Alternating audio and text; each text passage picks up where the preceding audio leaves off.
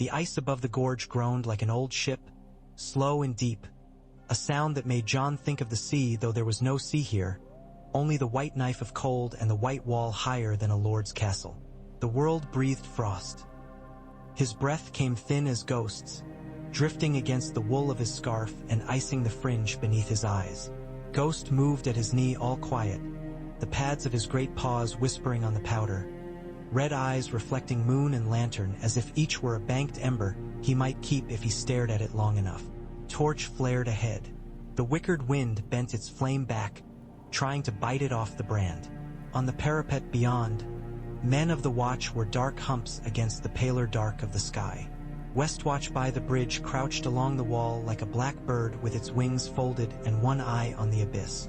It was old stone and black ice, silent save for puffs and clinks, for the scrape of boot studs and the chime of a chain when the wind found it. Beneath it the gorge yawned. A wound through the land, sheer-sided. A gorge such as men might dig in tales if they dug 1,000 years with picks and curses. Only giants could have cut it so, John thought. A giant's fault. A giant's river long gone to a trickle under snow. Mag says Wind's right, Tormund rumbled as he stomped up beside him. Snow veiled the fox fur of his cloak until he looked as if he had grown himself to match the wall. He squinted into the darkness and spat. Pisses in our eyes, though. It will blow east again at dawn, so the maester says, John answered. His beard was a black hedge bristled with horror. He pressed a glove hard to the old stone merlin to feel the vibrous hum pass into his palm bone. The wall sometimes sang, and there it was, faint as a remembered voice. Do your folk take their cues from the wind too, Tormund? Tormund laughed. The laugh of a bear who had forgotten he himself could be hunted. We smell it sooner than you crows, that's all. Wind is a friend that doesn't sit and drink your ale and then screw your sister. Wind just cuts your cheeks when you need waking. Where is he? Down in the yard with Giant One, Dolorous Ed called from a shadow. So drilly that for a heartbeat John pictured Wun Wun tucked somehow into a cloak and hood, hunched like a guilty boy in a corner. Ed stepped to the parapet in a swirl of snow and gave John the expression he had for good news in winter. The one that looked like he had bitten a lemon and found it a little sweet after all. He'll be along before a man could swing the kettle for porridge. Hard to hurry a mountain. As if to prove him wrong, the yard below opened with a thunk and a thrum, and the sound of a massive foot finding earth came up through the stones. The door to the outer steps creaked. Men leaned back from it and turned their faces away. The shadow that rose through the door swallowed their doubts, their small brags, their questions about whether this was wise or folly, and came out upon the parapet with a slowness that did not say ponderous but deliberate. One weg Wundar One ducked his head so he would not crack the lintel, stepped onto the wall walk, and straightened again with a sigh that was almost a question. His hair was rimed with frost and tangled with small bits of branch and tuft. The fur he wore was a dead cow's hide with the horns still on, stitched to another so that it fitted his shoulder like a brown cliff. His hands were bare. His fingers were tree roots, cracked at the knuckles and scabbed with resin. Snow clung to the thick hair of his arms like sugar to a bun. Ma-ji, he said in the old tongue, simply. The word filled the space like a drumbeat. It was not a name and not a title here. It was how he said good evening to Tormund, how he told the wall he did not fear it, how he reminded himself no matter what the crows asked him to lift or cut, he was himself. You'll be the mag of rocks by the time this is done, Tormund told him, his breath puffing, his smile white in the torch glow. Come, big man. Show the boy what your folk remember. The boy. John let the word break against him and wash on. He had been Lord Commander enough years to hear boy as affection and warning both. He had sent men to their deaths and chosen thin soups over thinner and kept peace with folk used to the old spilling of blood. Some nights when he could not sleep for plans, he wished he could be the boy again who had only to mind his sword's heft and the rhythm of the yard. But then Ghost would nudge him with a head heavy as stone and rest a paw as wide as a bread trencher across his belly, as if to pin him to this moment. He set a hand now to Ghost's neck and felt the warm strength there. It steadied him as surely as steel. They walked the wall to the west watchtower. The torches painting the snow made it think about becoming glass. Below, the gorge dropped into black. There was movement down there, slow and white and without sound. Snow blowing along a shelf or a curl of mist. John looked until his eyes tricked him into believing he saw shapes. "We should have had this an age ago," Ed said morosely. "A ditch where it needs a ditch. Pile where it needs a pile. It's almost like the men who first set stones had brains." "Not a ditch," John said. "A field. A place made not for men to farm, but for men to kill." He said it deliberately and for a moment felt the little coil of distaste in him tighten. He could remember Maester Eamon's voice, soft and thin as parchment. "Duty is the death of love." But that was a man's thought about whether he should hold a woman's hand or let it go. There were other kinds of love. Ed thought only of his cold feet. Tormund thought only of his folk he'd coaxed down from their hills and trees. John thought of the boys knocking ice from each other's caps with mitt ends, and of the men too old for the steps left in the kitchens polishing spoons with wool, and the little weeping noises the wind made and it found a chink in a shutter. The others would fill that noise with knives if they came. He could call a field thus without choking. Wun Wun moved to the edge, set one foot delicately to the low ice lip above the gorge, and peered down as if at a well. He murmured to himself the old song of stone and weight the giants knew. Val came, wrapped to the eyes, her hair braided tight against the snow. She did not shiver. Her skin shone under the moonlight, a pale of different kind than ice. She had her little brother's baby in her arms by a strap tight across her chest and a spear strapped across her back. "So," she said like she had just sat down across from John in some occupied hall and would eat a chicken leg and rule him with one eye while she did it, "you will trust the mag with ropes and logs and the weight of the mountain. You will set traps in the gorge. You will break the bridge if you must." "If we must," John said. "But better that we make it a place where they must go slow, step where we tell them, while the men in black and your folk and the stones above do their work." She lifted the strap off her shoulder. Her brother's son, Dala's boy, the babe who would one day be king if the wildlings had their old ways again, stirred under his furs and made a face like a goose. Val was indifferent to his cries in the way of a woman whose hands were full and had never had the luxury of fussing. "The gorge is old," she said. "I remember the old ones telling of it. The Bridge of Skulls is older. Stones remember. If you shake them, they will tell you what will break. They may not tell you twice." "We'll listen," John said, and meant it. Wun Wun snorted through hair and ice, a horse snore, and held out a hand the size of a shield. Othel Yarwick took 2 uncertain steps and set the end of a new-forged iron-shod lever in it. Wun Wun's fingers closed around the wood and iron with the kind of gentleness that made men watching forget to be afraid. He turned it, feeling its balance, and set it again in the snow. He paced 3 steps. Pacing for him was forever in a man's stride. In his stride it was nothing. He set the lever into a hole punched through stones and snow, the hole they had made today with iron picks and the sharp tang of sweat in the air when the men went to their shirts to swing. "Mag," he said again, and the word was agreement this time. He stooped and took up a coil of chain, ran it through hands with the patience of a mother unknotting a little girl's hair after a fight.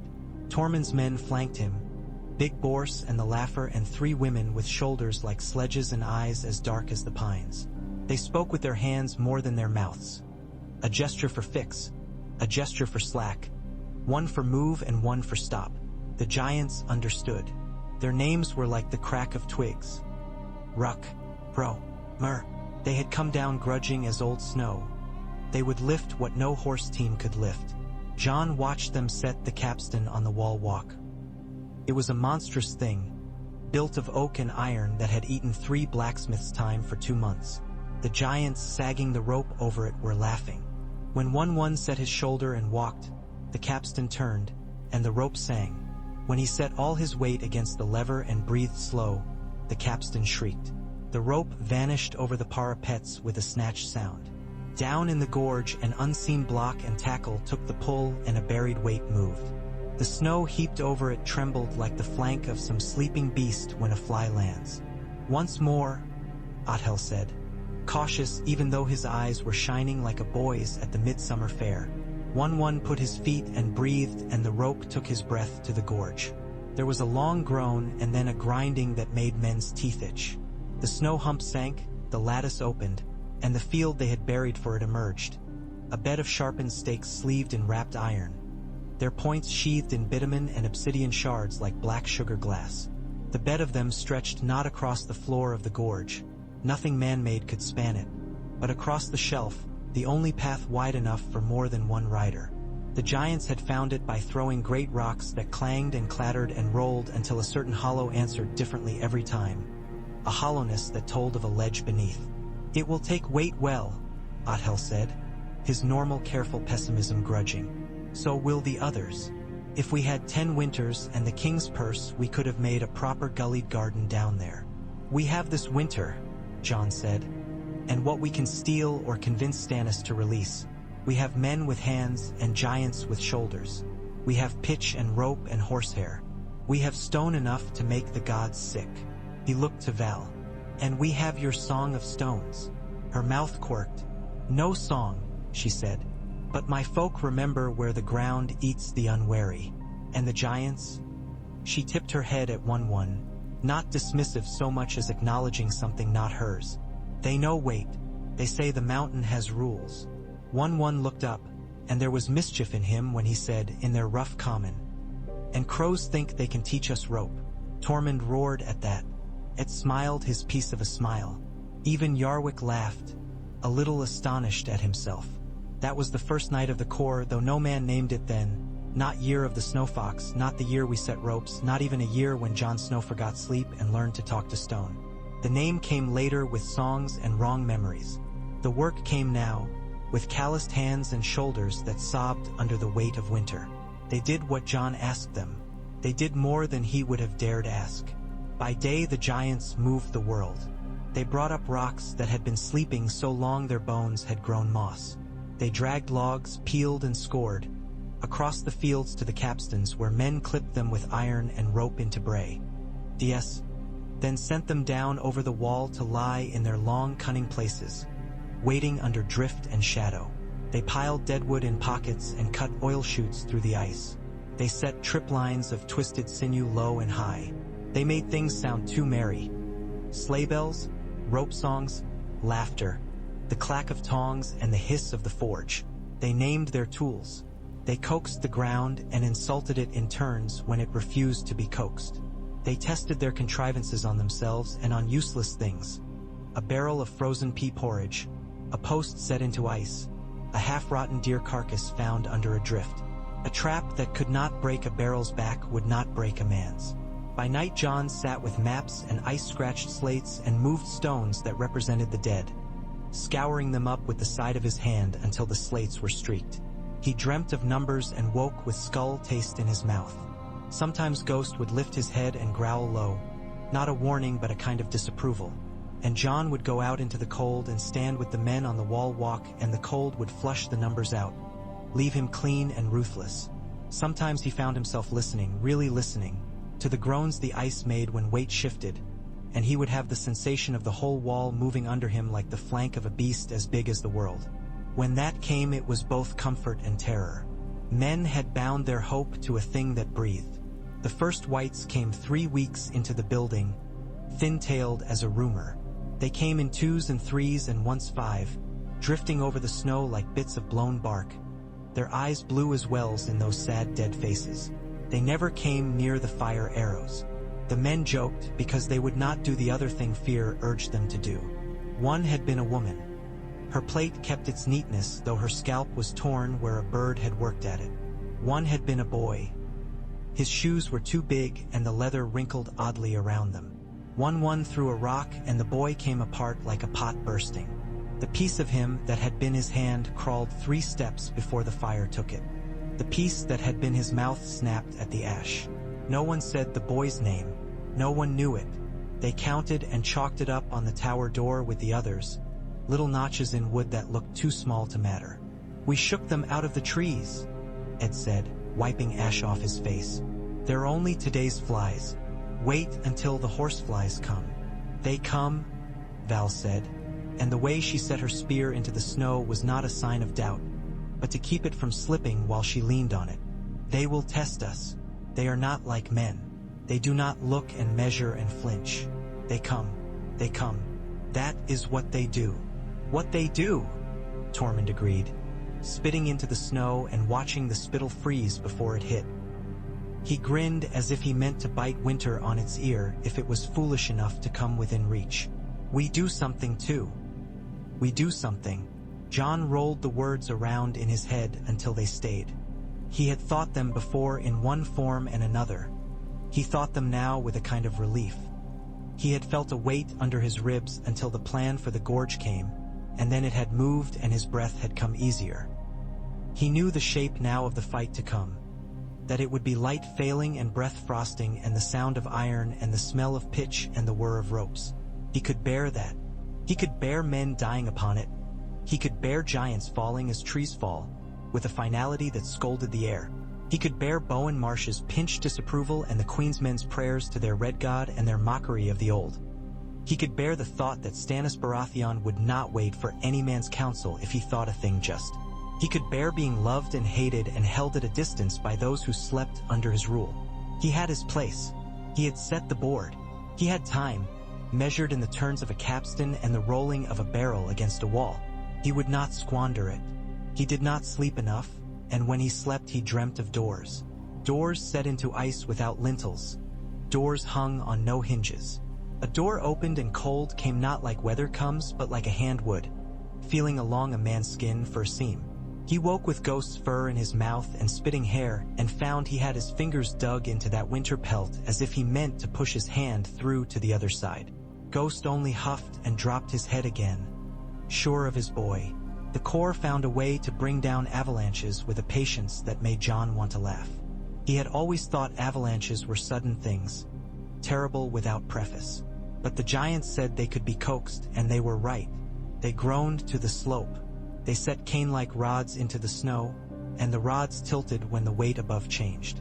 They paced, heads tilted, nostrils full of the talk snow made when it wanted to come but had not yet remembered how. Then they set their levers and took their strain, and the slope answered in a slow, magnificent sigh, and went, the whole white page of it moving as one thing, sloughing off to become many. Tormund crowed to see it. It closed his eyes. Othel clutched the merlins and swore softly. It buried the stakes they had set for 100 yards, and Jon wanted to curse. But Wun Wun only shook his head with a kind patience. Again, he said, his mouth working carefully around the word. He slapped his big hand on the capstan as a squire might on a horse's flank. We make snow new. They made snow new. They made the gorge a lesson. They layered it as a cook layers a pie, fat and lean, sweet and sharp. Stone, deadwood, blade, tripline, drop. They camouflaged with drift and smoke-lilied ice. They tested the oil chutes on a day when the wind turned its head away and let them, and the fire that ran down into the gorge in ribbons made men cheer like boys. It licked at the takes and sang to the obsidian shards. The shards sang back with the screams of dead things they had yet to cut. The pitch stank and men vomited and laughed at themselves after, wiping strings of bile from beards with their sleeves and spitting and making crude jokes about what their wives would say if they came home smelling so. Jon stood with his hands deep in his gloves and thought, this will buy us time. This will cut them down by the dozens. This will make them mad and clumsy. This will make them come in ways I can see. Bowen Marsh came to him at dusk with a face like a side of old pork, sagging and salt-burned, and a letter folded small as a flake and then unfolded again so many times the creases might hold themselves. His eyes were red. It was the color of cold and anger both. He did not try to make his voice easy. This letter, he said, and then did not say the thing he had brought like a dagger under his cloak. He pinched his mouth. We have winter on us, Lord Commander. We have men dying of the flux. You have giants building God's cursed tricks with our stores. You give the wild ones our halls. You propose to break the bridge. If we must, Jon said. If we must, Marsh repeated as if mocking. Your ifs become musts with a dreadful speed.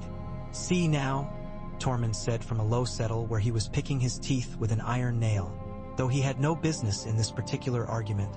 or would have had none if he were like other men. He says he will break the bridge if he must.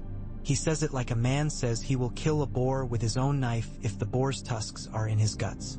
He doesn't say he will tickle the boar or braid its tail. He doesn't say words to make me feel better. He is a rare boy. He says he will do the thing that must be done. I like that. It means I know where to set my back. Bowen Marsh looked at Tormund as if at a poultice gone bad. This is our wall, our bridge. It was made before your grandsires were born. It was made before the names of your folk were ever pinched into lips. Then it can be broken, Jon said. His voice was quiet. And if we stand on it to admire it when the blue-eyed bastards come, we will sit upon it after with our feet dangling in hell. Bowen's fat throat moved. He set his palms on the table to steady himself, not from illness but from too many invisible changes. Marsh's world had been made of rules and known things and men who shared his shapes for fear. Jon knew because once he had shared the shapes too, though he had been young enough not to be shackled by them yet. He tempered his words. We will not break it unless I order it. I will not order it without your counsel. But we will prepare it. You cannot ask me not to. Marsh's face had the color of ham left too long. He lifted the worn letter and smoothed it again. The bastard of Bolton writes, he said. He tells us he will flay us if you keep the wild ones, if you keep this building, if you so much as look south without his leave. Tormund spat. Hard enough the bolus skittered across the table like a beetle. Jon met Bowen's stare and thought of Sansa's face and Arya's. Two ghosts with knives behind their teeth. The bastard's letters were for another fight, another gorge. If he let them drag him south now, he would lose everything. The dead do not read letters, Jon said. Bowen, come and stand on the parapet with me. Come and look at the gorge. See if you do not feel some small thing uncoil in your belly when you look and know we have made a place where we may hurt them. Bowen did come. He came grudging as a man to the privy in sleet. He stood and put his hands on the ice. After a time his fingers eased. Jon saw it in the set of his shoulders, saw a little surrender like a knot easing under a careful hand. Very well, Bowen said. We do as you say. We prepare it.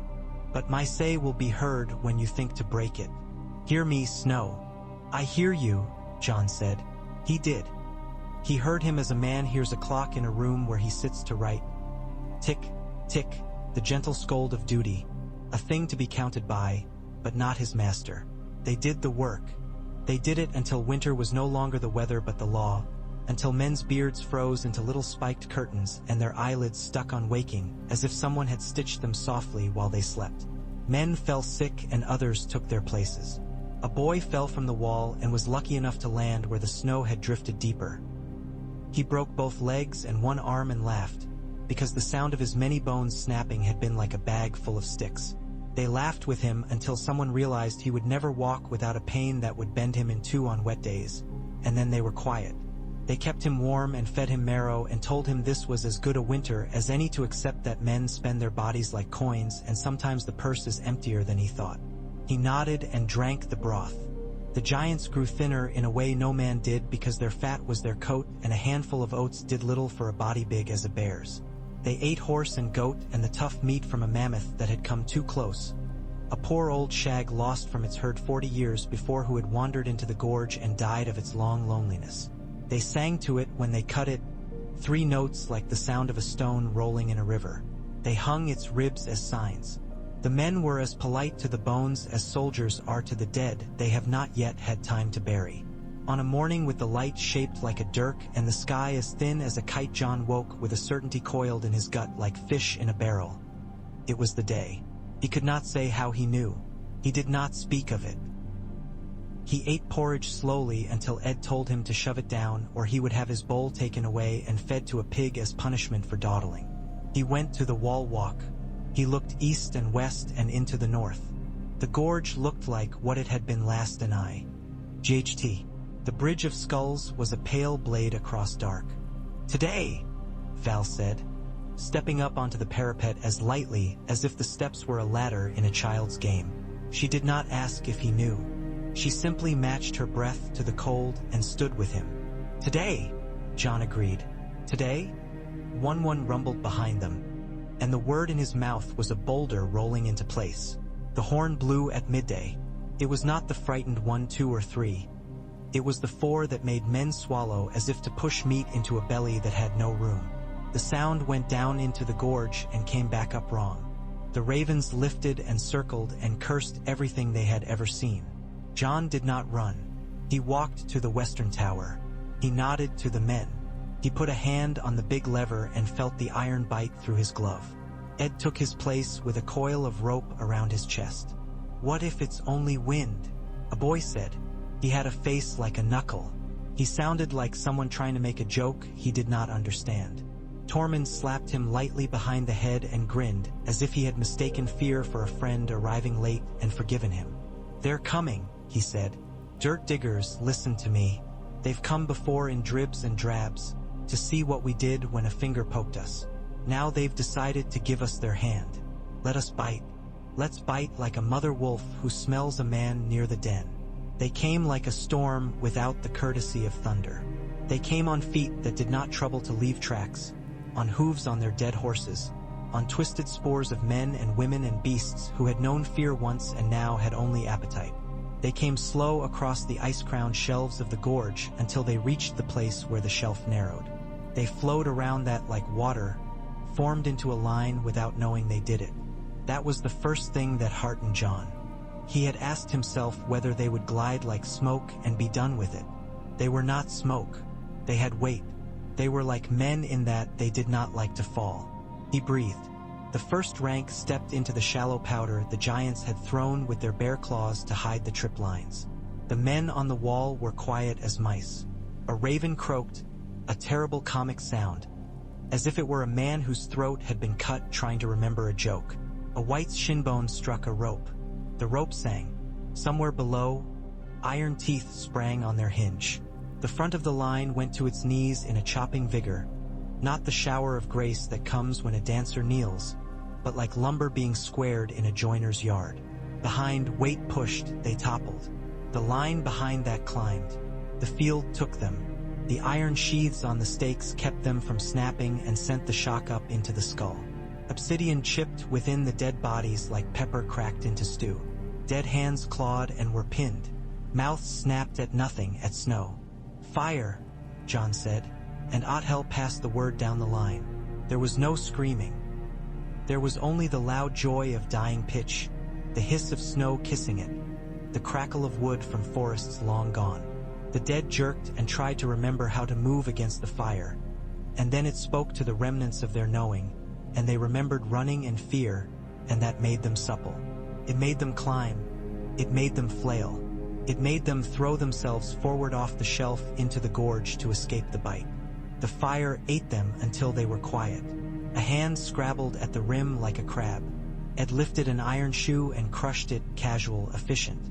"They learn," Val said. "We learn faster," John said. He wanted it to be true. He kept his hands loose on the lever so he would not betray urgency to men who watched his back as if it were a signboard. "Hold, hold, hold now. Noeros. Save. Pitch 6. Now 50 paces." The dead came in a second wave that tested the same place as the first, then hesitated as if their masters were drawing a long finger along a map somewhere in the snowy deep behind them. They went 2 paces left, then 3, feeling with rotten feet. John nodded to himself. They would find the next bad place. They did. They went down into the pit full of ropes that ensnared them like a dozen lovers. Ropes that pulled tight when hooked, their knots swelling with ice until no part of the body could pull away from the others. A white bear blundered into that pit and roared and tried to turn, and the ropes touched its neck and its nether parts like long-fingered rancid hands, and it bellowed in a human voice until a spear took it in the mouth, thrown from Tormund's huge arm, and it went quiet as a blanket falling. "For Mag the Mighty," Tormund shouted, mad and beautiful, and for a moment the men on the wall were all wildlings. They were not fools. They did not forget that this was the trembling edge of horror. John breathed hose deep, paced along the walk, clapped a man's shoulder here and there with his gloved hand, looked down without blinking. He felt the cold press fingers into his nose until they met the back of his skull and shook it like a bell. He felt small and enormous at once. He did not allow himself to think of Bran in the cold beyond, or Arya's quick knife hands, or of Sansa's silence in a Winterfell that might be full of flayed skins. The wall demanded all of him. The gorge sang a low song under him, rope hum and pitch hiss and the clatter of things that had broken. The others came. Not many. They came as if on an errand they had put off until it could no longer be put off, and were surprised to find it small. They came on horses whose hooves did make no sound on the snow, as if the sound parted and would not touch them. Their eyes were the bluest thing Jon had ever seen. They were not the blue of a clear sky on a spring day. They were the blue of a blade dipped in a river at dusk. They had armor that had no hinges and no straps. It was as if their bodies had grown such shining. They held swords that made the air around them quiet wherever they cut. They did not rush the pit nor step into the place where the stakes were. They looked at it and understood. That chilled Jon more lightly than he would have expected. He had been afraid they would not know fear. He was still afraid, but it had acquired edges. He turned to Ed and Othel. "Ready the stones," he said. "Fire arrows, 2 volleys to blind. Scorpions to center. Then stones again. Hold pitch. Not yet. Not yet." They let the dead make their bridge. They watched as the others backed their horses with a control that was not cruelty but something worse. A denial humans did not have. The dead came and came until their bodies made a level place across the first 20 feet of the stakes. The others watched. One lifted his sword and pointed it in a languid way at the rope that ran from the capstan down into the gorge. Jon felt something like anger and something like admiration. "Loose," he said, and 50 arrows went like a breath. The fire on them was guttering and ready to die in the wind. It licked the armor of the others and did not cling. The others cocked their heads, curious, as if smelling something sour. The dead took the arrows and walked with them, sticking out like peculiar feathers and then burning like slow weeds that have taken to flame after rain. The second volley aimed not at the others but at the place where the dead were thick, and some took and went blazing and found 3 more clumsy bodies to press themselves against before they fell off the shelf in their happy confusion. "Scorpions," Jon said, and Othel signaled the crews he had trained all winter, stubborn as a drunk mule with the men who preferred old tactics to new contraptions. The scorpions thunk-thunked. The heavy bolts hissed and drank distance and went, and 2 shattered against an invisible air before another. The third passed a horse's head where a man's would be, and the horse's head came off like a doll's, neat and without fuss, and the horse took 4 steps in a wonderment and fell. The other slid from it with a grace that said nothing of the world mattered more than balance. 3 more bolts hissed and one struck abreast, and the other took 1 pace back, and a rime of frost formed along the shaft as if it were happy to be home. The bolt slid out and fell tinkle-sharp, and the other smiled through whatever skin it had. "Now," Jon said very quietly. The men on the rope strained. The levers set into the wall walk groaned. Wun Wun took 2 paces as if the floor had moved under him. The net that had been sunk under the dead weight came up. The bodies shifted and slid, and the place where the bridge had begun to form became a place where things could not hold to one another. The dead went down in clumps. The first other, Jon found himself calling him that, inside, without choosing, knew what they had done. The head turned. The blue in the eye did not change. The sword lifted. He moved before he could talk himself out of the thing he was doing. He ran along the wall walk and down the tight steps into the postern and out onto the narrow place that led to the Bridge of Skulls. Ghost was with him in a flash of pale. He heard men behind him call and swear, but he did not turn. He reached the first of the triggers and set his hand and felt it, a tautness under his palm like rope over a pulley. He did not pull. He breathed and moved on. He pulled the second and heard the groan of something huge wake up under him. He set his sword free with his other hand and did not draw it yet. He had the bear's head helm on. He did not know who put it on him. He had not asked. It was his, and he was thankful for its weight. The first other came to meet him on the far side of the bridge. The space between them was not large. There was an intimacy to it that made Jon's nipples pull tight and his breath find his throat like a rabbit in a snare. The other's presence did not make the air cold. It made it nothing. It made it as if air had never been. There was no wind. There was no sound of rope. There was no pitch stink. John and the thing with the eyes faced each other, and the world politely paused to let them have privacy. It spoke.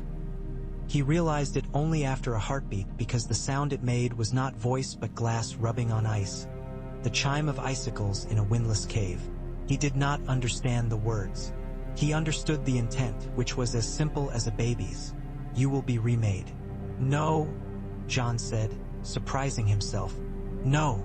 He drew Longclaw. The Valyrian steel was not a torch but the edge of the world itself, an idea hammered until it had become matter. He had held it in love and anger both. He had never been so grateful for it. The other lifted its crystal sword and turned it in its hand as a man might who was bored waiting for his stew to cool. John heard Val somewhere far back on the wall say something sharply. The word had the feel wolf has in a mouth, and then the world started again and the other moved. If ice could dance, it would dance like that. John moved because he had to. He did not move the way he did in training. He moved like a man across a stream in flood, putting his feet where the stones happened to be, committing to each and letting it be enough. The first pass of the crystal blade met Longclaw and did not like it. He felt the divine hissing fray of it along his bones. The blade wanted to be in him. He set his weight and pushed it away. The second pass was faster and came with a twist of the wrist that said this thing had killed with delight for longer than John's line had lived in Winterfell. He did not parry that one. He let it blow past and turned his shoulder and felt cold left as a bruise. Ghost leapt. Teeth sank into the other's horse's flank. There was no blood. The other stepped as if his foot had rotted off and he had practiced the step until no one would notice. John lifted Longclaw two-handed as he had when he was 10, and the old swordsman had put the blunt in his fists and said, "Here, pup, hold the thing as if you mean it." He meant it. The sword came down toward where the other's neck would be if it were a man. The other set its blade to catch, and the two kissed and made a sound that was not sound. Some stun that went through John's teeth and into the bridge's bones. Frost skittered along Longclaw and died as if the steel had told it a rude joke. The other stepped wrong once. That was enough. It had not used a bridge often. Men had not made it so it had to. Its heel came to the trigger John had not yet pulled. It set weight without knowing. The trigger took it like a secret. The rope ran. A peg shot free somewhere in the gorge like a mouse from under a woman's skirts. John might have grinned then, if he had had breath or reason to spare. He did not. He took one more blow that set his forearm screaming and made him wonder if his hand would stay on his wrist. And he spun and brought Longclaw across in a narrow arc like he was scything weeds, and the weeds had names and memories. The blade took the other low on the side where the ribs would be. There was no blood. There was a sound like snow collapsing into a new shape. The other breathed, if it was breath, and put his hand to the place and brought it away empty. Something like annoyance flickered through the crystal of it. It took a small half-step toward John, too composed to be anger, and did not realize the bridge was behind it, giving way in a little careful bow. The much-worked rope sang. The stone pins slid. The part of the bridge under the other trembled and then became air. The other dropped like a thought. The cold around it went with it, not as snow goes when a cart rolls through, but as a wedding party goes when the bride dies. Completely. It fell. Its sword cut the air, and the sound of that cut was like men screaming over a long distance, except the men were Frost. Down in the gorge, the others' bodies broke as ice breaks. John saw the shatter. He was ashamed of the little thin gladness he felt at that honesty of physics finally arriving where he had doubted it would. Stones fell too, because the bridge had its own ideas about what parts of itself it could spare. He was careful on his feet and on his breath, and kept Longclaw in play with the steady movements of a man washing a knife in a stream while friends wait for him to finish so they can go. He pulled a second trigger with his boot and made the rope take the bridge another foot. It shook. He moved back. Ghost moved with him. Eyes on the edge, ears forward as if someone sang a quiet song only wolves hear. The others below tried to walk up the cliff face and could not find friction where there was none. And the way they reached told John they did not know they would fail until they had. That made his hands steadier. The dead did what they were told. They found new ways into the kills. They did not tire. The men on the wall tired. The giants strained. Wun Wun's face did not change from work to work. Only the line of his mouth tightened, an old rill in the rock getting a little deeper. He swayed once. Tormund threw his shoulder against him and laughed, and the big man frowned as if Tormund were a child climbing a mountain to grab its head and shake it. They both took the strain again, and the capstan turned. A net came up full of kicking parts, and the kicking ceased when fire found them. Ghost tore 2 hands off a thing that had been a lord's man once. The rings on its fingers made little bright noises as they fell upon the ice. A boy fell on the wall and did not rise. A black figure crumpled against white. Jon saw it without seeing it and felt his stomach pop with disgust at his own discipline. He could not be otherwise. If he was, it was all lost. The others would come through the gorge as a river comes through reeds, and the wall would be nothing but a poor obstruction briefly inconveniencing the sea. Val came when he needed her and did not know he did. She took a coil of rope from Ed and flung it with the ease of years. It caught a stump of a post where a post had been and pulled it, and something took and shifted, and a whole set of spikes lifted to a new angle. She did not smile. She had done a task. She looked at Jon once as if to say, "See," and he nodded as if to answer, "I asked you and you answered," and the winter took note. The light failed as if someone at the world's edge had shut a door. It did not become night. It became a version of day that could be trodden upon by men with habit. The dead did not feel it. They moved as happily in near dark as in glare. The men lit cressets and pitch pans along the wall, and the light made the gorge look like the mouth of something that had swallowed a hearth and was choking on it. Wun Wun took an arrow of ice in his shoulder and did not stagger. He reached for it and broke it off and stared at the stub in his hand with an expression like a husband seeing his wife bleed and understanding a little of the pain but not growing a woman's body in that instant to feel it all the way. He put the broken bit in his mouth and chewed. He did that not as a troop trick to hearten men, but because giants heal the way they were taught when the world was a quarter of its current size. He spat the shards onto the ice and bellowed a giant word that might have been his mother's name or a curse that had lost its edges from being told too many times. He put both hands to the capstan and leaned the way men lean when they push against their fate. Jon saw the third other. He did not go down to meet it. He watched as Ed worked the scorpion with hands that looked like they should hold a quill, and he watched as the bolt nicked the other at the hip, and something like a grin at the mischief of the thing crossed Ed's face when he saw it stumble. He watched as the other lifted its hand and wrapped frost around the bow, and the bow cracked into hoses of wood and failed like a story that had been told wrong. Too many times. Ed did not look at the fragments in his hands. He lifted his boot and kicked them aside with the same flat distaste he reserved for men who put sugar in stew. A new sound came through the far trees. Not horn and not breath and not iron. It was the sound of nothing becoming something. It was the sound of a sheet of ice learning to sing. Jon knew it though he had never heard it. He took another breath and felt it burn. He said, "Now." And Wun Wun put his back into the lever like a man into a stubborn mare. The last of the big traps fired. They had cut ledges into the far side of the gorge higher than a man could reach with a spear. They had undercut those ledges with the patience of ants. They had set iron into holes and made wooden wedges and hammered them in where the iron was. They had stacked stone upon those and made it look as if those stones had always been. They had done this and done it again, and then they had put their boldest men into the gorge on ropes to set the last of the wedges under where the stacked stones looked like God's work. Men who had no business being bold had been bold and then vomited into the snow quietly and been proud that they had vomited from courage and not from fear. Now the wedges came out like teeth with a string tied around them and a grandmother yanking the string at the hearth. The stones thought about it and then went in a slow bound. The air moved. The wall shook. The gorge received. What fell did not fall as stones fall. It fell as a room falls when a ceiling comes down and you are under it with your stew and spoon and you spend one instant thinking someone has made a bad joke. The other who had been the third other looked up and had time to alter his stance. That did not take long. He had had simple stances since the first winter. The stones gave him no interest in his devotion to correctness. They came and then they were done. And there was quiet in their wake that made men cough to fill it. Where there had been a shelf on the far side, there was a new slope. Whites had been there. Now they were in it. The fur trapped in the stone shifted like the skin of a snake when it breathes. The men waited. Bits of bone worked upward and were quieted with oil. It did not end there. Battles never end at the place where the clever men planned for them to end. They become messy.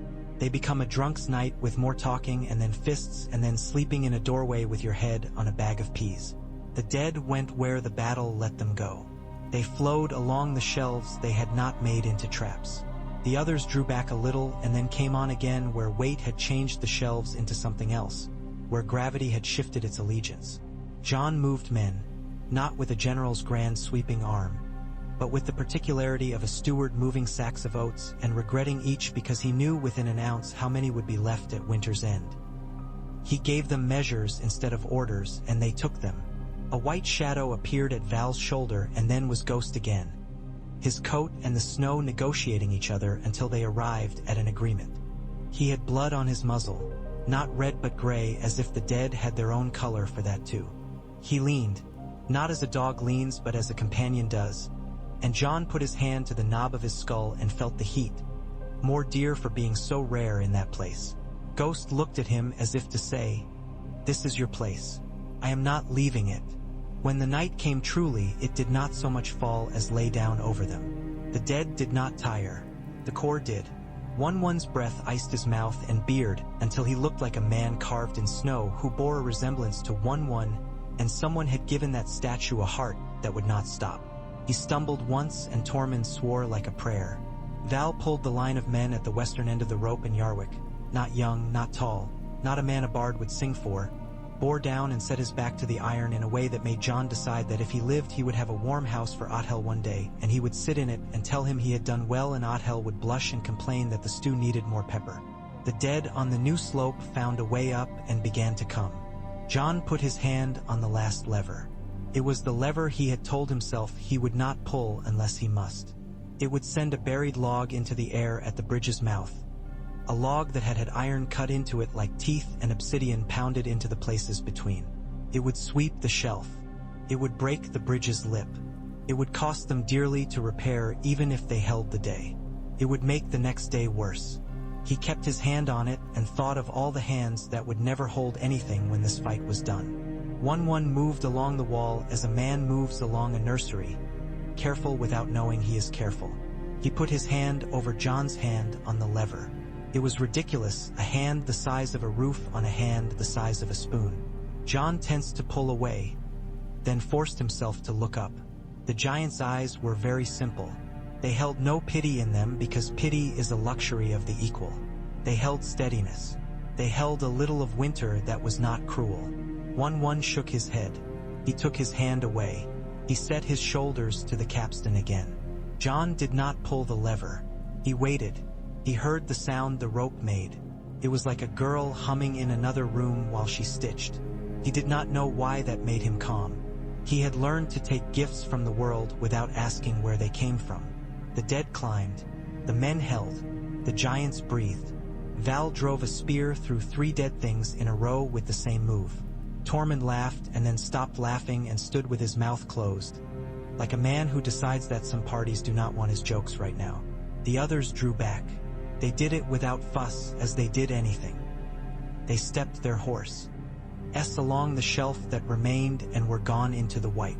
The dead did not stop moving. They never do. But their hunger thinned as the source withdrew, like a creek in drought that still tries to be a river. The men on the wall kept at it. They did not relax. They did not cheer. They finished work in the way a prizefighter holds the last 5 minutes of a round in his mind and takes them like bitter broth. One by one the traps had been sprung. One by one they were reset if they could be reset, a little badly, a little worse than before, each a compromise. One by one the men made their bodies do another thing. At last there was only the wind. It remembered itself and began to worry at a rope that had been indolent. The pitch pans refused to die for a long time, licking at their iron and pretending to be valuable longer than they were. The snow came down fine as breath, as if pleased with its own smallness. "Count," John said hoarsely, and men went to count.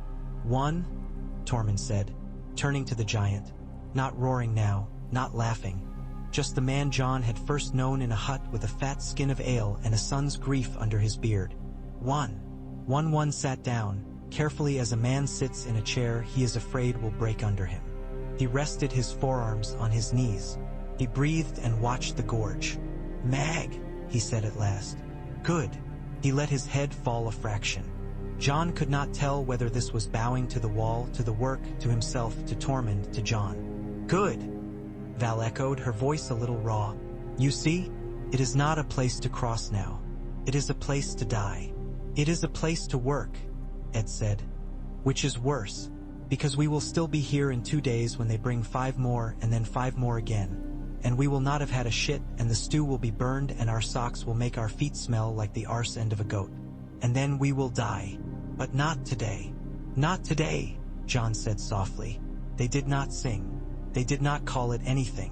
They did the tally and took the dead down off the wall and off the ropes and off the levers they had died beside. They stacked kindling under them and gave them flame with a stinginess that came not from smallness of heart but from necessity. Fire was what their grandchildren would inherit or not. They watched the flames and were tired. Men fell asleep sitting up with their mouths open like sacks and did not care that the snow would fill them. Others shook them and dragged them by their collars into the lee of the tower, propped them with their backs to barrels, stuffed straw under their cloaks, and told them to finish winter in life. A giant put his hands to the arrow in his shoulder again and pulled it as if removing a splinter. He put it on his tongue like a boy sucking sugar and grimaced and spat and shrugged as if telling himself he had done worse to his own mother's needle in his time. When the flame had done its work and only bones and iron buckles were left and a little bleak stink that would never leave the cracks of the parapet, John went alone out to the place where the bridge lip had changed. He had men watch him go with the kind of look he had once given men about to do something he considered foolhardy. He went anyway. Ghost padded along and set his 4 feet on the new edge and peered down, as interested as a prince in tower life. John looked too. The gorge looked back. Black and white and black again, like a priest's cloak caught in a storm. He could see the places where they had scored it and scored it again. He could see where it had shrugged and preferred to keep the shape it had had for 1,000 years rather than accept their changes. He felt a little of respect in him for stubborn stone that would not be told what to do. He set his palm to the ice. The ice did not sing now. It only waited. He thought of his father then, not the father who had named him bastard with a lie on his tongue because there was love behind it, but the father who had taught him to think of a fight not as a thing to triumph in but to pass through. He thought of his own boys, if he would ever have any, and what he would tell them. He thought of Eamon's blind old face, the way his milky eyes had moved as if following an invisible bird. He thought of the bastard in Bolton's Hall and what his letter had asked him to be. He thought of Stannis, tight as a string, and of Melisandre with her fire talk. He thought of the wildlings in their tents on the south side, many of them still expecting a knife, and of the way they had taken to the work with neither love nor resentment, only competence and cheer, and of the giants. "Giant engineers," Ed had said once, as if pleased and annoyed both, as if twisting words were an indulgence and cheap. Only you would think of that and make it so. He had not made it so. He had asked. They had said yes. That was all. That was everything. He told himself he would remember it if he lived. He would tell men one day that the most a man could do who thought himself a leader was to put a plan down where another's hands could find it and make it their own. He went back to the tower. He drank a thing that was more warm than good and found that its ugliness of taste seemed some kind of earned delight.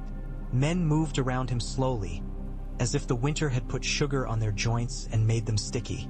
He let them move as they liked. He resisted the urge to tell them it had been well done again and again. He said it once to Othel. He said it once to Wun Wun, who nodded and did not answer and then put 2 fingers the size of sausages to the side of John's helm and pushed it a hair straighter. The days after were work and no satisfaction but that of keeping fingers flexible and edges honed. They mended the bridge lip with the hurry of men who know the hurry will only be punished by failure. They could not make it as it had been. They did not try. They made it worse, but worse in a way that would hurt their enemy too. They set new wedges into new cracks. They dragged deadwood out the night before a snow because deadwood was not any more obedient than the dead. And if snow covered it, you could break your neck on a hidden snag. They pounded obsidian into new teeth until their hands stank of bitumen and their dreams were of glass in their skin. The dead came again on the third day in a shape that was not the same as the first. They came in a line that looked senseless until John saw the sense of it. They had measured with dead men on the first day, and a dead man who died at a stake did not lie well in memory. Now they measured with spears set at knee height. They were not clever in a human way, but they were not stupid. The others sent 2 to the left and 2 to the right, and 1 kept to the middle as if they were playing at being men in a tourney.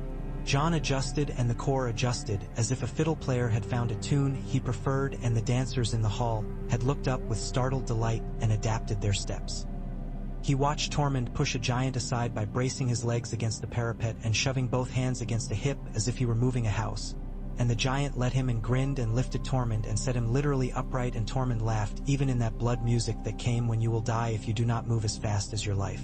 They did this for days. They did it until a week had gone past that had the shape of a century. They did it until the dead were not less but fewer for a season, as if some weather had changed beyond the tree line.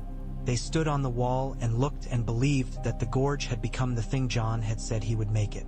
Men began to use words like ours for the wall and the gorge and the traps. The wildlings said ours with the same careful care. Bowen Marsh stood at the parapet and said very mildly, "You will not break the bridge." And John said, "Not yet." And Marsh did not flinch at the yet. He nodded as if to say that was the world he had woken to now. On a night with the moon like a chipped dish and the stars thrown brown and close as grain from a sack, John took himself down from the wall and walked along the base of the tower. He did not wear a torch. He wanted the dark. He wanted to be a man again for an hour and not the sum of his office. Ghost was a white float at his knee. His breath made a cloud that drifted and vanished. He put his hand on the ice. He felt it alive. He felt it forgive him. He felt, for one strange, weak moment, that the wall loved him. He said aloud, "If you asked me to choose a different life, I would not." Ghost's ear flicked. Somewhere a man laughed in a way that meant he would sleep in the straw tonight and be woken at dawn with a pitcher of cold water and a task. Somewhere a woman he did not know sang a song stout and rough as bread. He was happy then, simply, ridiculously. The cold did not matter. The dead did not matter for the length of one breath in and out. He had done a thing and men had made it continue. If he died tomorrow, it would continue tomorrow and the day after and the day after that, until the cold or the dead or men's foolishness ended it. That was the measure of virtue he would ask for from the gods, to have made a thing that would keep being itself when he was gone. The next morning they took stock again. There had been losses. They counted them bluntly, the way a butcher counts winter sausages, tapping each with a knuckle so he will know if it rings true. They set names to those losses and did not lie about the men they had belonged to. They were saints and cowards, both. They made jokes at their expense because that is how men love other men in winter without betraying themselves with tears. Wun Wun sat with his back to the tower and let Val's little brother's son clamber on his boot and his knee and his thigh. The child tugged on the hair that showed at the top of Wun Wun's shirt and laughed. The pure brass sound of a little pot falling on stone. Wun Wun looked down with an expression John had not known a giant could wear. A look of reverence, as if a small and rare animal had chosen to sit near him. "He'll have a thing to tell that no one will believe," Ed murmured. "If he lives to be old and his teeth out and he pisses in his shoes, he'll say he sat on a giant's knee. No one will buy him ale for it either. There is no justice." "Thank the gods," Othel said dryly. "Imagine your lot if there were." John laughed. He did not put his head back to do it. He kept his teeth together and let the sound come out between them like steam from a kettle. He was tired and he liked the feel of the laughter in his ribs. They kept building. They kept tearing down. They kept learning to be worse in ways that hurt their enemies more than themselves. Pitch became dear and they used it like perfume. A dab here, a drop there, knowing the scent would carry and the rest was only ornament. Rope frayed and men learned how to splice by touch in the dark, as if they had grown eyes in their fingers. The giants taught them how to listen with their feet. a thing men had forgotten since the first men banged stones together to make a drum and drowned out the world with their ambition. The men taught the giants how to make an iron wedge sing if you struck it with a particular brother of hammers and not his cousin. They admired each other cautiously, like new neighbors. By the end of the month, the Gorge was not the same place it had been. It had a personality now. It had tempers.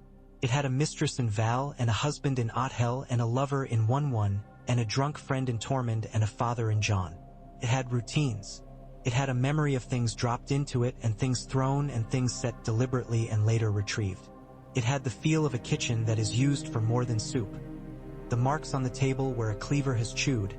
The burn on the wall where someone put a pan back too soon. The smell of onion. Under everything. It was theirs. When the others came in number that could be called a host, they came not to walk through but to be held. The core were ready. They did not think they were ready. They did not say the words that men say before battles in bard songs. They said the ordinary ones. Did you piss? Where is my glove? Is that stew or something I should bury? They took their places. They breathed. The wind took their breath and did not give it back, so they made more. The host came white as mold on a winter's cheese, spread wide, then drew in where the gorge told it to be narrow. The pitch pans were not lit. The cressets were not. They waited. The dead came, footsteps whispering the same word over and over. John did not try to hear it. He did not listen to the old promises in such whispers anymore. He lifted his hand. He let it fall. Everything the core had worked for tore into life at once. Stones went down. Ropes went taut. Pulleys clicked like prayer beads. Levers groaned. The bridge took weight like a good old mare who knows she is being ridden too hard and chooses to carry regardless. The first ranks went away, shucked like a jacket by a fancy boy in summer. The others tried to cross as if the air would remember their old bargains. It did not. They fell. They made no sound you could hear with ears. Wun Wun sang under his breath. It was not a race song or a boast. It was a work song, the kind men sing when they do not know they are singing, the sound a body makes when it is being itself in its proper place. John found that he had not drawn Long Claw. He put his fingers around the bear's head on its hilt and left them there. He wanted to kill something himself. He wanted to be a soldier for an hour and not a steward of death. He did not. He gave orders. He took them back. He accepted a better one from Othel and changed his mind. He had not known how sweet that would be, to choose to be wrong and corrected and to be glad of it. Ghost went and came and his fur was dirted and he did not care. Val stood with her spear and her mouth open, and the sound that came out of her was not a song but like the wind catching a vein in the cliff and drawing a note from it. They made the gorge into a killing field and then made it into a grave. They filled it with the thing winter had desired and winter took it gratefully. The others did not give up. They gave the dignity of their failure the full measure of their contempt. When at last there were only 10, then 8, then 3, then none within the range of the wall bows, men did not cheer. They sat down where they stood, and some of them wept, not because they had been brave, but because they had been afraid and had not shamed themselves of it. The giants leaned against the parapet like oxen under oaks. "Look there," Ed said, as the wind shifted and the gorge coughed up a bit of old smoke that had been sleeping in it since the morning. "It looks like a kitchen. All we need is a loaf to fall out, and we can eat the dead and save the grain." "God save me from your cooking," Othel said. John did not laugh this time. He sat with his back to the wall and his knees up and his hands across them, and he put his head down on his wrists and he let himself fall for 3 breaths into a sleep so deep it had a bottom you could kick and come up from. He woke when Ghost patted his shoulder with a gentle paw, and he was smiling when he woke because he had been somewhere without cold and fear for the length of 3 breaths. He stood and rolled his shoulders and went to see where the ropes had to be spliced and whether there would be enough pitch left for the week and whether Stannis had sent word that he was a fool or a rebel or a damnable boy who did not understand justice. He found Bowen Marsh instead, with a cup in his pudding hand and a way about his mouth that said he would use it for truth even if he did not like it. Marsh looked at the gorge. He made the little sour face he had when stringy stew caught between his molars. He said, "Lord Commander." John waited. "You were right. Bowen said very simply. The Gorge was a place to farm death. We have harvested. John wanted to say a dozen things that would make him less arrogant later when he thought of this, a dozen things that would keep him from liking himself too much and despising that liking. He said instead, "We were right." Bowen Marsh nodded. He put his hand on John's shoulder. It was like a man asking permission to be kind. John accepted it. It was not the end. Nothing ends while winter is still in the sky and men breathe. There were letters. Pink seal. There were men with wrong loyalties and men with none. There was the knowledge that south of them the bastards of the South would come with their knives and their suppose rights and their cries of traitor when what they wanted was what men always want. Power and women and warmth. There was hunger, and there was a day when a boy went out for wood and did not come back because the winter had decided to keep him as a prank. There was a night when Wun Wun did not rise and Tormund lay along his massive stomach as if trying to keep it warm with his small heat, and Val kept the other giants back with a spear across her body. And in the gray cut of dawn the giant died and his breath stopped and the ravens came with that impudent joy they have and men wept while pretending to be angry about the bird shit on their hoods. They made a pile for Wun Wun that did not look like a pile. It looked like a throne of sticks. They set him on it and men tried to remember who had taught them songs and they sang anyway, badly and with the wrong words, and nothing bad happened because of that. The gods did not reach down and slap their ears. John put a hand on Tormund and did not say he was sorry. He did not say that Wun Wun had been a better man than most men. Tormund would have told him to stop being a poet and he would have. "You been right." John said only, "Mag of rocks." And Tormund's face twisted and then smoothed and then twisted again and he laughed. He laughed because there is no other thing. When men who did not belong to the wall came up to it with banners and old pains and new excuses, they saw a place that had learned to bite. They saw ropes and levers and stones. They saw giants where they had been taught to see a tail. They saw a gorge that did not want to be theirs or anyone's. They sent men with talk. John stood with his hands behind his back and felt the gorge at his back like a friend. "No," he said when the talk asked the wrong thing. "No." Again, when it dressed its wanting in smaller words. "No." When it offered him what he might have once wanted for the boy who had found out that Winterfell was not for him. He did not draw Longclaw. He did not roar like Tormund. His discipline was the lever he did not pull and did not pull and did not pull. At night he slept badly and then in a sudden sucked down well of sleep so deep that he woke scared of the dark. Ghost's eyes were there and he put his hand on the wolf's face and was not frightened.